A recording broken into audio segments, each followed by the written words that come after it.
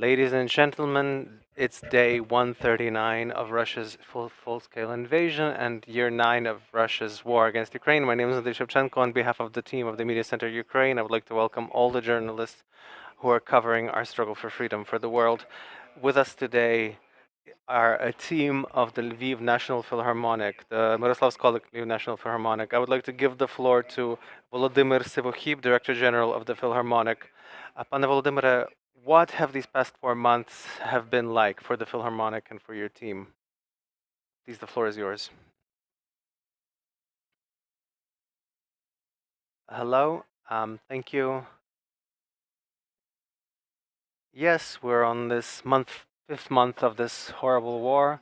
But you said, 4 months, the 4 months of our work, we've been working for 4 months, and in terms of numbers, we've held over 250 artistic events, starting outdoors in plein air, in locations where we have IDPs and children, and then ending with our concert hall, which has been working every day, especially over the past 3 months, from solo chamber concertos and concerts to large chamber music concerts. We have regular, constant attendance.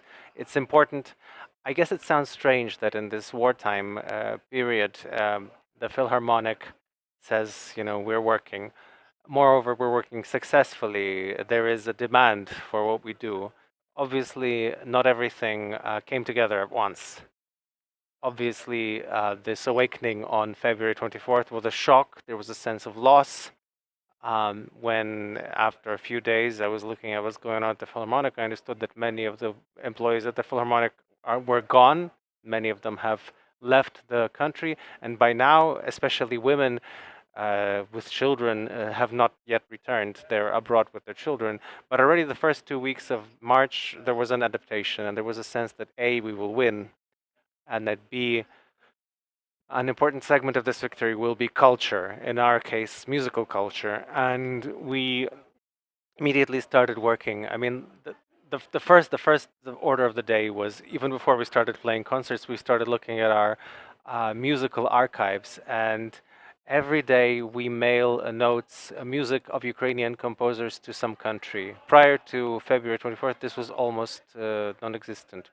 Ukrainian music was hardly spoken about. This tells me that our Ukrainian music has a significant future, like all Ukrainian culture. Starting with early April until now, our musicians, particularly our female musicians, have visited many good concert halls all over Europe. Why do I say female musicians? Of course, men cannot leave. We're not allowed to leave at the moment. And it's a very serious problem to get the permit to go on tour for even a few days, because, of course, our main work is touring. And so we created this situation where we have an all-women choir, all-women quartet, all-women chamber orchestra, and they've been touring very actively. Now we've started getting these permits. We have our full lineup. We visited Poland, Germany, Georgia. Just yesterday we came back from Germany. In Solviv came back from a very renowned German festival. We're planning in September to go to Poland and Switzerland. This is not to say how wonderful everything is, how great we are, and how I want to, pat ourselves on the back. I just want to say that culture is within the context of everything. Whatever's going on, culture is part of it, and culture is part of this harmonious existence of society that will ultimately work for our future victory. I would like to give the floor to Bohdan Sehin, commercial director of the Philharmonic. In a minute, we'll be able to take the room's questions. If anybody needs translation, I encourage you to use the headset. We do have a simultaneous interpreter. Pane Bohdane, among other things, you run the Non-Tacent Muse project. The Muses Are Not Silent. Yes, the project Muses Are Not Silent was started on on March 22nd, basically less than a month after the start of the full-scale invasion. The idea is to support musicians who stay in Ukraine, musicians who have come to Lviv, from many of whom from Kiev and Kharkiv. They were looking for ways to work in their profession. And my friends have even pushed me to start this project, but there was already a basis for this project in the Lviv Philharmonic, because in 2020, when the lockdown started, we started developing online streams and broadcasts. And this project, because of streams and concerts, worked really well without viewers in the room and our channel. And I would like to say that in the first 2 months of the war, we've had 1,000 more subscribers. We also supported musicians that participated in our concerts by we collected donations through these streams to our Philharmonic account and later to Patreon, PayPal, and we use this money to pay honorariums to these musicians. So it's not just the opportunity for them to play, to perform, but also to receive some financial support.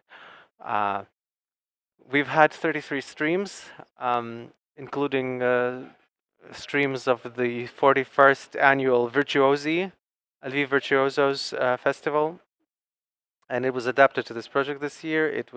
The subtitle was Ukrainian Muses Are Not Silent. There were 12 concerts. We had musicians from abroad for the first time, from France and Poland and Spain. They were not afraid. They flew to Poland, then they took the trains or the buses from Przemysl to Lviv. All this logistics did not scare them off. They were with us. They were with us during the air raids, and after their performance, they went home. They went home with a different impression of Ukraine, of Lviv, of our art, and of our strength and spirit. This week we're ending the broadcast season. We'll have 3 more broadcasts, and then starting on in August, we're restarting broadcast again. There will be the Early Music Festival from August 9th through 13th. We'll have musicians from Germany, France, and Poland. And then I think by the end of the war, this project will develop, it will continue, and it will gain momentum. And we hope to enrich, grow our audience all over the world. If we have questions in the room, please let me know. And I would like to ask you about the Humanitarian headquarters that is physically located in the Philharmonic's building. For me, as somebody who attended one of these concerts, it was a very strange feeling when you're going you're entering the concert hall among boxes of medications. In the room, you're listening to music, and around you, you see boxes of humanitarian aid that is supposed to save someone's life. Could you tell us about this initiative? Well, yeah, this is also just this is a sign of the time. This is a need of the time. The question arose from the first day of the invasion: volunteering, help, charity. Some people took turns at the train station at Arena Lviv. Some at the Philharmonic. We were all moving and doing things. And starting from the earliest days, we were looking at, well, what are we going to do with our rooms, with our premises? We can let some IDPs stay in a room, but then we decided that it was better to make it a humanitarian headquarters. A good initiative of the INSO Youth Symphony Orchestra and Jolanta Proszlak, its director.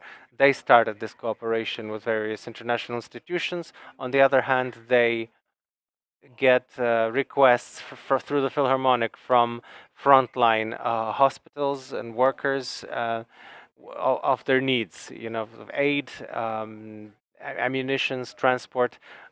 We've sent over 20 units of transport through our headquarters, also thanks to our colleagues, including the famous violinist Liza Boniashvili and the famous, renowned conductor Matthias Kendlinga. Our headquarters is now more focused on questions of medicine, medical equipment. So we constantly have some medical equipment coming in several times a week. They're sent off to frontline hospitals. Through our media center has seen many musicians who have had to evacuate from the east or from the south, from the war area, from the combat area. I know you have a successful experience of cooperation with many of them. They told us very touching stories, how other musicians shared their instruments, how they were hosted in various families. What can you say about these people who have found not only basic but also professional shelter? Well, first of all, we give them the opportunity to practice because a musician has to stay sharp. It's daily work, 3-4 hours with your instrument a day, and now for more than a month, we've had a pianist from Chernihiv, Hennady Demyanchuk, who performed in the Philharmonic on Saturday as part of our project, and he will continue to practice in Lviv. He will also be preparing for a show in Kyiv that will take place in September. There's a request from the National Symphony Orchestra to perform a Mozart concerto. So we provide a platform for creative work. Additionally, if these musicians perform, then we manage to pay them honorariums. There was a question. Microphone, please. Thank you. Katarina Slipchenko, Zahidnet. Perhaps not a very thematic question, but to you as people from within the milieu, do we need a boycott of Russian culture? I particularly mean the renaming of the Kiev Academy and what is happening right now around Boris Godunov in La Scala. And have you changed or corrected your repertoire with regard to this? There is the word rejection. I just thought of it for some reason. I think that any rejection has to go through has to be either very fast, very quick, very convincing, um, um, or else it has to be natural. I think it's hard to talk about naturalness of a rejection during a war. I think you have to just wake up one morning and forget. Forget rather than justify. Well, he was Chaika once and then he became Tchaikovsky. Look, I mean, it's not Chaika's fault that he became Tchaikovsky. I don't think this is something that we have to talk about now. I think we have to forget right now. A year, 2, 3, a few months after a victory, after a few years, I don't want to go back to the German experience when after World War II they started renewing in some other countries, where German poetry and German music started making a comeback in some other countries. It's a question of decades. So we have to simply reject for now. What happens later? Well, there will be a new generation of musicians that say, look, we're friends now, we're civilization, we're civilized people, let's play the Swan Lake, who cares? Okay, fine, play the Swan Lake. But let's not make it tomorrow or the day after tomorrow, but in years or perhaps in decades. Another question? More questions? How has this time changed the Philharmonic? What will it be like in the future? What can it be like after victory? Briefly, the victory is at hand. The Philharmonic has withstood. We have weathered it. We have new cadres. Just as an example, we had a competition for 4 vacancies in the symphony orchestra. 14 people showed up to audition. This means that people have shown up to look for work, to look for their future, and the Philharmonic is a home, is a shelter for that future, and it's a future for our culture. Yes? Marichka Ilyina, Lvivska Poshta, you speak of many musicians who have moved here because of the situation, because of the war. Have any works been written that have to do with the war? Perhaps some of the emotions, have any of the emotions been set to music, and has it been performed in the Philharmonic? Could you tell us more?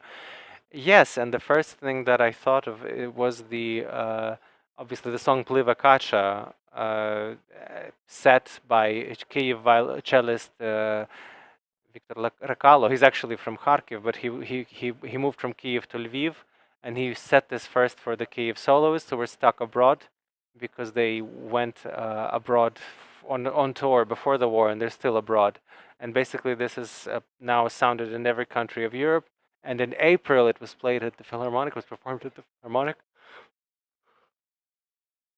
This is an example of how musicians keep working after the war. As for composers, because I am a composer myself, I'm primarily a composer myself, I would like to say that there was a massive kind of a pause. There was very hard, it was very hard to create in the first months of the war. So this focus on the organizational, logistical process was really a godsend. However, there have now been questions about commissions not everybody's asking to write music about war or connected to the war, but the first idea, the first thought that arises abroad to support Ukrainian composers is to commission works from them.